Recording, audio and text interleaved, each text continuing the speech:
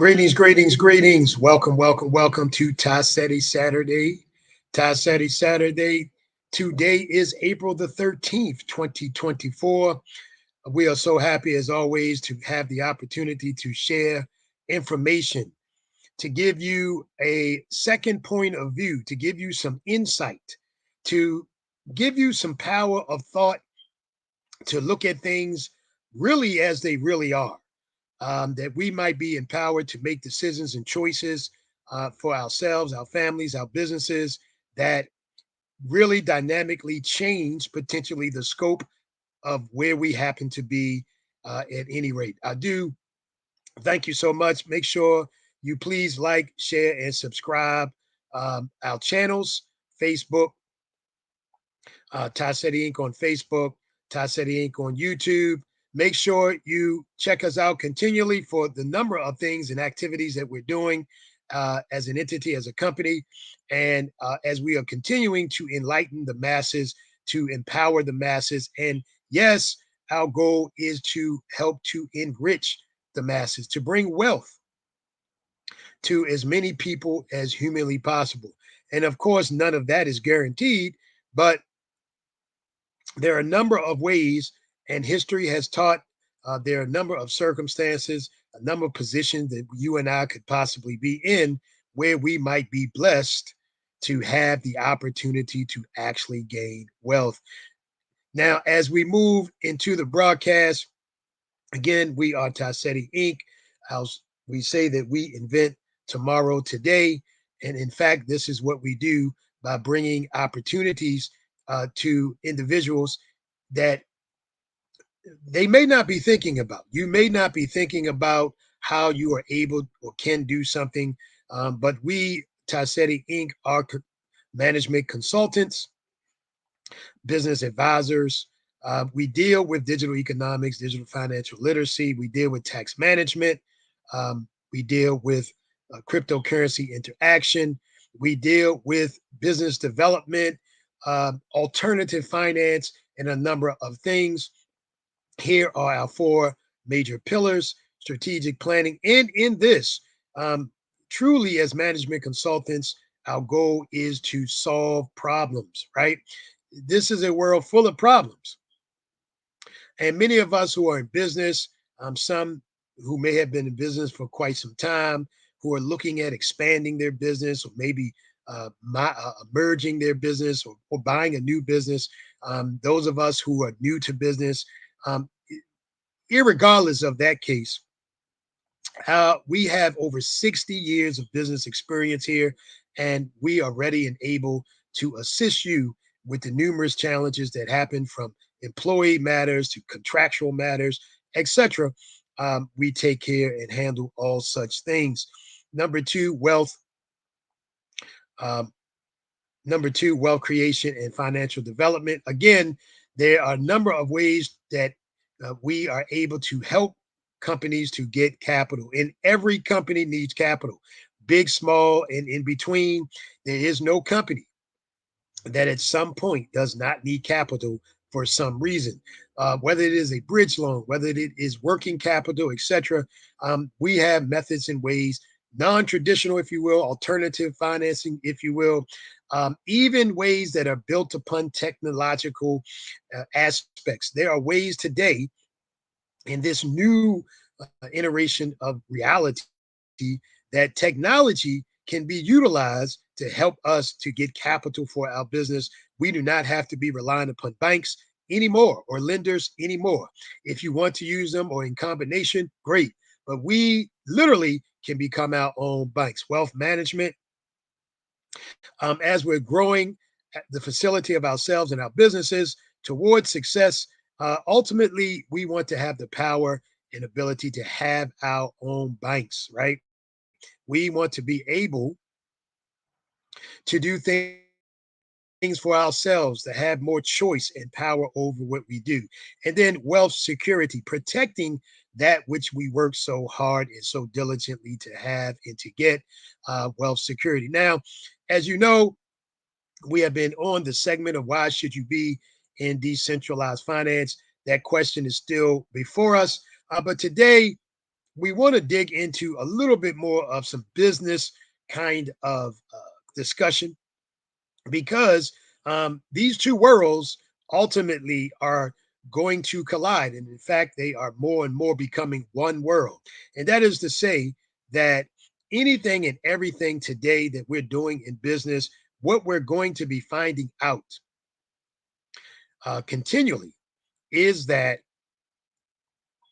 we have to be involved. We have to know. We have to be participating in digital economics. The world of digital economics is expanding. The world of fiat currencies and such is going away. And so we need to understand that technology is the thing that is really driving the world's economies, really driving business, really driving finance today. And we then, whether we are big businesses or small businesses, we have to become learned about what's going on. And so the question of why should you be in decentralized finance really comes more and more to play as we are beginning now to see in various countries. I'm going to talk about the US, some movements politically and via regulation that are now starting to have effects on businesses. And in this particular case, the effect is on small businesses specifically. Some of you may have heard about the Corporate Transparency Act, which is a regulation passed by Congress that gives the Treasury Department the ability to formulate particular regulations dealing with businesses. And so one of the big things that comes out of this Corporate Transparency Act is that businesses now, beginning January 1st, 2024, are required to make certain registrations of their activities, certain registrations of people who are considered to be um, principal agents of the company, like CEOs, officers, and etc. And it goes deeper than that, quite frankly, even potentially depending on when the corporation is brought into existence. Even someone who is remotely connected to the corporation in some way is potentially is liable or has to or supposed to or required to set forth certain information about themselves and other things. Now, this this act has a lot of controversy about it. Um, One of the things about it is it seems to be concentrated on small businesses alone, and that seems to be quite unbalanced. In fact, one of the purported rationales behind the act itself is that it's made to somehow um, help the government to trace and track illicit activity, right? And we can say that that's a good thing in general. We do want our governments, wherever they might be, whoever they might be, to help to eradicate maybe illicit activity, etc. But the challenge here with this seems to be that the illicit activity that we're speaking about, things such as money laundering, tax evasion, money to terrorism, and etc. Um, One begins to wonder when reading this actual legislation, this actual regulation, what was someone thinking here? Now, one of the things is big businesses are exempt from this act for the most part. There's a long listing, in fact, of companies and corporations that are exempt. They are not regulated by this act at all.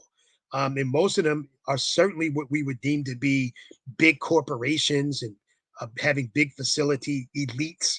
Um, you know, uh, People with money, to be quite frank. Institutions with money, organizations with money, businesses with big money. So big money is actually exempt from this actual act. And that seems to be grossly unbalanced because when we think about some of these illicit activities that the act itself is deemed to help prevent, it is in fact these big businesses that are the most guilty of these same acts that the act is purportedly seeking to fight against. It is not small businesses that, by and large, are guilty of money laundering and tax evasion and certainly terrorists funding terrorism because they, you know, don't you need money to fund terrorism? So it's really the big entities that have the capacity and power to do that, and factually have been caught doing such. And so one begins to wonder why this act seems to be grossly disproportionate or extreme, well, purely disproportionate against small businesses. And so small businesses have begun to fight back. There was recently a court case by a small business organization that went to court against this, stating that this act is violating the Constitution, in fact, and causing harm to small businesses. And they actually have, at least at this point, won that initial court case. Obviously, it is believed that the U.S. Treasury will appeal that fact. But yes, this is actually going on. And in a second, I'm going to really reinforce what we're saying here in terms of, isn't it the big businesses really, that the elites, big politicians, people with big money, in fact, that have actually committed most of these crimes? It's not to say that a small business can't, right? Or no small business does, but it is to say that it's not as likely. And so, what's really underneath the hood here in terms of what is actually attempted to be accomplished by such a wide reaching and far reaching act? And by the way, this act does have such stipulations in it: 500 a day, $500 a day fines, jail time in certain cases if for non-compliance. It's very, very heavy-handed.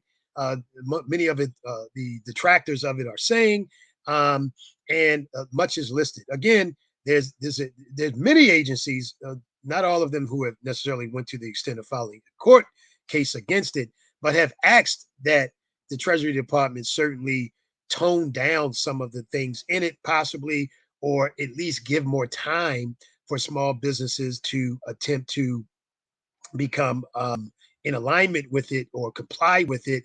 It is deemed that the cost of a small business, even trying to, follow the regulation accordingly, could exceed amounts of $8,000, $10,000 for these small businesses, and therefore it is deemed to be very harmful, in fact, to small businesses. Now, again, small businesses in the U.S. are stated to be the backbone of the economy, right? So this again has wide-reaching implications on its potential as to harm small businesses. Now, while that is in fact going on and taking place, the U.S. Treasury again has been in the news as of April 8th. Reuters reported that one of the deputy secretaries at the U.S. Treasury has is asking Congress to give it more tools, as it says that virtual currencies, in other words, cryptocurrencies, digital assets, etc., are they claim are being used more by terrorist groups. Now, there's been a lot of claims like this in the news. One has to wonder, again, the validity of such. And again, once again, it is the job, duty, and responsibility of government to protect its citizens. We are absolutely all for that. What we're not for is unbalance, right? We know that there is a great push to take the power from people in terms of control of money, right? And we do know, in fact, that decentralized finance in particular offers for the masses, the people, the everyday man and woman, the opportunity like never before has had in history, the opportunity for the everyday man and woman to have some kind of control over their financial life, right? And there seems to be a great um, fight against the everyday man and woman having such power control. And oftentimes we see the extreme case being presented that somehow something is being used for something bad, right? So let me just say that fiat currency, paper money, etc. And in fact, this report actually admits that, you know, paper money, it's still most widely used for anything illicit, right? So bad actors are absolutely using fiat currency, paper money. It's happening 100%. It's been the thing that they've been using all along. And still, right now, it's the thing they're using most. We don't see anything, any big cries necessarily about wiping out the um, fiat currency systems or anything of that nature. And we could probably believe to some degree that one of the reasons for that, of course, is that the dollar, the US dollar, is still king. And certainly the US would not want to do anything that has harm on the use of king dollar. But when it comes to cryptocurrencies or decentralized finance, there seems to be these calls and this position that somehow it itself is, more of a threat potentially than even paper dollars. And this is just not a proven fact. And so, what I think we all want to be cautious and careful of is watching the intentions, the true intentions and underlying elements of why any of these things go on. We are, again, for the protection of citizens. We are for things that help to hinder illicit activity and harm, potentially allow harm to anyone. But at the same time, we want to make sure that those who are actually not harmed are the actual everyday man and woman who are just trying to survive in a world like this, who are just trying to get to a situation of an equal playing field, who are just attempting to do business, to operate a small business in systems and circumstances that are really against them, where big corporations are taking more ground, where the politics are leaning to the side of the elite because laws have been enacted where big money has now, in most countries, the opportunity to go in and literally buy things, right? Buy campaigns almost, or at least put huge amounts of money to weigh the scales in their favor. Let's say it that way. This is just the fact, right? And so we as everyday citizens of various nations, let's call us planetary citizens for the moment, we need to be cautious and be advocating all of our governments to do what their true mandate is. Their mandate is not to take care of just the elites. Their mandate is not to take care of just the big businesses and the international conglomerates. No, their mandate is to take care of the average everyday man and woman, the general citizen, attempting to do the very best they can in a world that seemingly is against them. There should be a movement and to help more and more businesses to continue to flourish. If in fact U.S. business in the U.S. Small businesses are the backbone of the economy, then things rather than almost wasting time on such things that seem to be blown out of proportion, then there needs to be greater efforts towards strengthening that backbone, small businesses, and giving greater latitude toward development of programs that help small businesses to flourish so that the backbone of the economy is strengthened. That would tend to make more sense. And so, in the political season that we're in, we want to pay attention wherever that political season might be. We want to be paying attention to those whose directives, intentions, stated points, and agendas are in favor of the everyday man and woman, are in favor of the everyday man and woman. Now, just to prove the point of what I'm saying here about, who tends to really be the culprit, if you will, of such things that run amok, that go against laws and regulations and etc. Some of us might remember the Panama Papers. Some of us might remember the Panama Papers that came out. It was a scathing scandal wherein numerous elite people, ultra rich people, companies, corporations, political leaders from across the planet were found out to be doing business and laundering money, some illegal activities, other illegal activities, etc., were all found out to be going through Panama as a money laundering facility, right? And it was scathing and still is. The trials are getting underway now, um, for this. And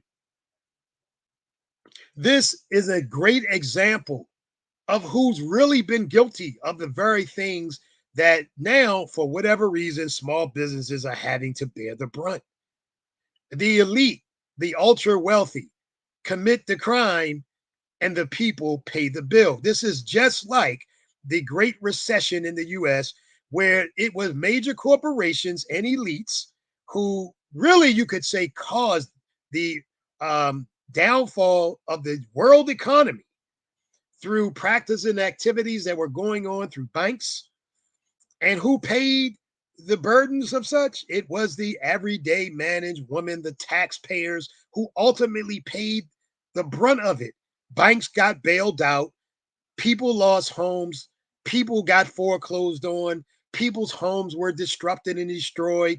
And the banks laughingly, I'm saying laughingly, because just imagine where they did what they did. They made money doing it. They lost people's money. The literally the global economy is affected, which causes one of the major collapses that the world has ever seen before. And at the end of it all, they get bailed out by the government.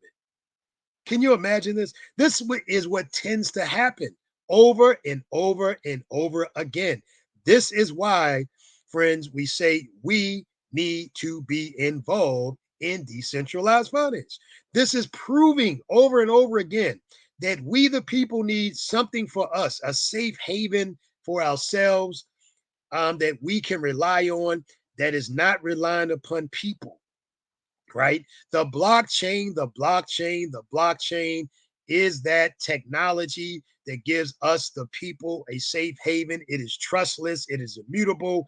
These are the actual characteristics of the technology that is made for the people, for us. This is what you and I need to learn and get involved in. This is what we are teaching at Seti Inc. We are teaching and educating people about the blockchain and decentralized finance. Now, it's April 13th. We are not far from that date that we are looking forward to, that will be happening sometime this month, in terms of the Bitcoin halving. The Bitcoin halving, the 4 year cycle where Bitcoin's production is cut in half, and where we begin to see momentums take place throughout the decentralized world, the blockchain world, the cryptocurrency world. We are so much looking forward to it. It is coming, it is underway right now, it is getting ready to happen. Again, this is the opportunity, or poses one such opportunity, I should say, for us, the everyday man and woman, to get involved in something that has already proven statistically, mathematically, that it is ultimately successful. Is it a get rich quick scheme? No, no, no, no, it is not. But it does produce wealth and has been proven to do so in a means and in a ways quicker than what we've seen before in traditional finance. Decentralized finance has whipped centralized finance for the last 10 years, bar none, proven statistically and mathematically. That's just the facts. And so, friends, please make sure you join us coming up very soon, April 17th at 8 p.m. Eastern Standard Time, for the Learn and Earn 3 event, where we're going to get more in depth about decentralized finance, while any and all of us really should be involved in some kind of way. This, in fact, is an opportunity that many economists, the opportunity that is presented before us today, wherein over the next few years, many economists are saying these next 2 to 3 years, maybe four, but these next 2 to 3 years possibly are one of the greatest times in history for average everyday people to actually begin to gain some wealth. And so we're going to dig into this in our Learn and Earn events. You want to register, you can take this QR code right here. You can certainly go to our Facebook. And when you get to our Facebook or YouTube, make sure you like, share, and subscribe there. But yes, indeed, we're going to be teaching these things in the Learn and Earn event. And we look forward to the great possibilities that are before us. No one has a crystal ball that can promise anything about anything. No one knows if they enter into bonds or stocks or options, if that's going to make you any money or when it's going to make you the money. Real estate markets go up and down as well. And just as mentioned earlier, one of the biggest fallouts in real estate was during the era in and around 2008, etc., because of factors that just took place in the world economy. And so, but what we know for a fact is decentralized finance, Bitcoin alone, just that one element in a big field, in big reality, a big industry of decentralized finance, has outperformed every single asset class 10 years running. Phenomenal, phenomenal, and unheard of. In fact, yes, indeed. Please join us April 17th. It is our time, family. It is our time to move forward. It is time for the people to take our rightful place. It is time for the people to stand up and demand that we, the people, the everyday average man and woman, have an equal playing field in this world, that we are not made to have 4 and 5 and 10 and 15 jobs just to survive, but we too can have something of this earth that the Most High and the ancestors have given to all human beings. It is not just for the small group of people to take everything and have everything for themselves. No, but this earth and this planet and all of its beauty and riches is meant for all human beings. It is meant for all of us, but it's not simply, unfortunately, that humans will tend to be equitable. No, unfortunately, it has been a fact throughout history that we have to fight for what belongs to us and fight against that which is seeking to cause us harm. We thank you so much for joining us this day. We please like, share, and subscribe to these important words. This is meant to empower and bring enlightenment to us. Please make sure you reach out to us directly, www.TiCityInc.com, customer service at TiCityInc.com. We are problem solvers. We are management consultants. We deal with these various aspects of things as we have described today: finance, tax management strategies, business development, you name it. If you have a business issue, challenge, problem, something you need handled, we are your go-to team. Thank you so much, family, for joining us. We look forward to seeing you again next week on Seti Saturdays. Peace, blessings, and power to you.